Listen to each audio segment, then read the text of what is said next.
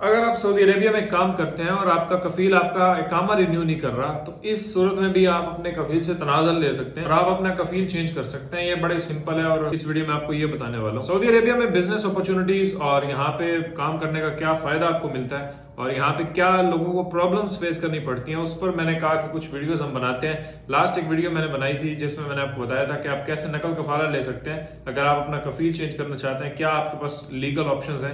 इस वीडियो में आपको बताऊंगा अगर आपका कफील आपका इकामा रिन्यू नहीं करता तो आपके पास क्या ऑप्शन है, कैसे आप अपना कफील चेंज कर सकते हैं, इस प्रॉब्लम का क्या सोल्यूशन है। अब देखें, अगर आपका इकामा एक्सपायर होता है और कफील रिन्यू नहीं करता तो सीधा सीधा वो कानून की खिलाफ वर्जी तो कर ही रहा है और इसमें कानून तो भाई आपके साथ है, मुबारक हो।